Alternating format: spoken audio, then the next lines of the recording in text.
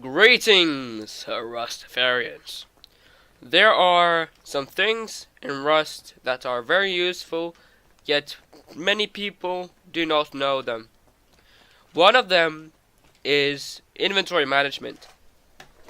Now, you can actually hold middle click in your inventory to split a stack. This is much easier than actually doing this and splitting it right here.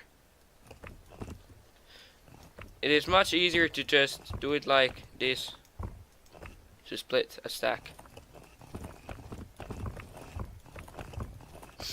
To get one item from a stack, you can hold the right mouse button and you will get one item. This is very useful when you have like bandages.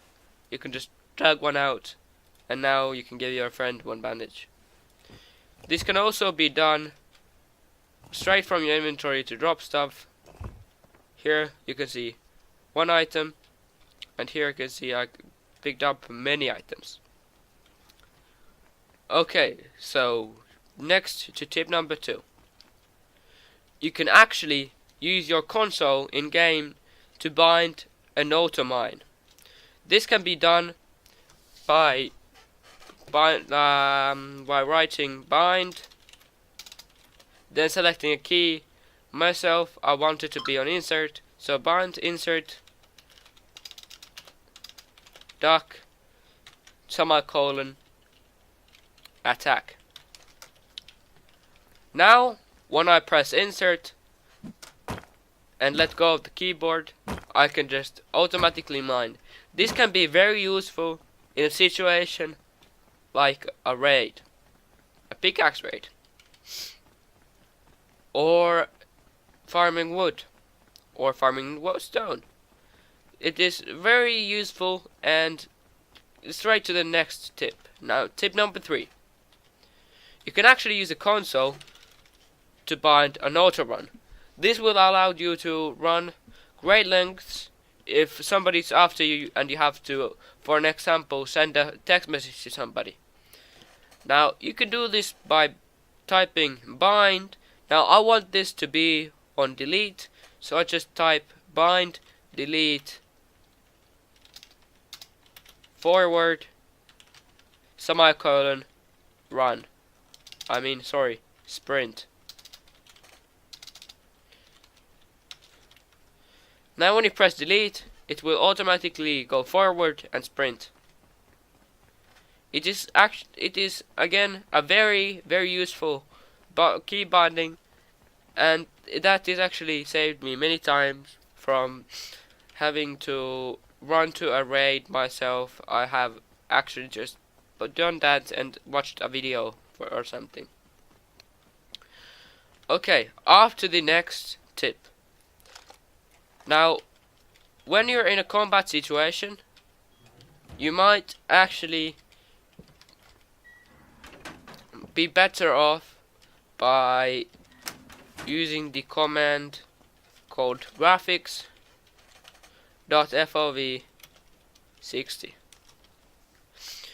Now this allows you to see further away, but this does not work with the iron sights, as when in the 90s it is still here, and when it's toggled to 60 it is just as close. This is good when you're holding a weapon and want to see, for instance, you want to see behind that campfire. You can just easily look at it, and as you can see, it is much closer now.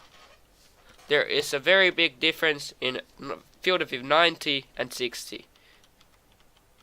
Here you can see it. When it's 60, it is very closer, and you can actually hip fire our enemies much easier. When it's so much further, you can see a bigger area, but yet you can still. It is harder to shoot a moving enemy at distances from hip fire. This can be achieved by typing bind graphics sorry, bind page up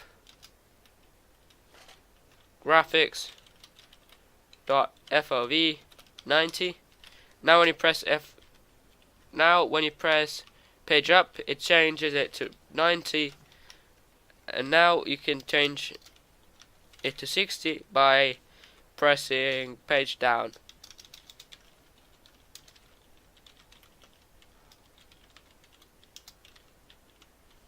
Like that. Now when you press page down, it changes it to 60, and pressing page up, it changes it to 90.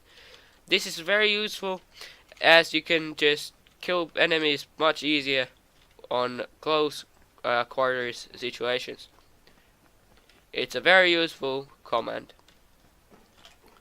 Now the next one is just plain duck.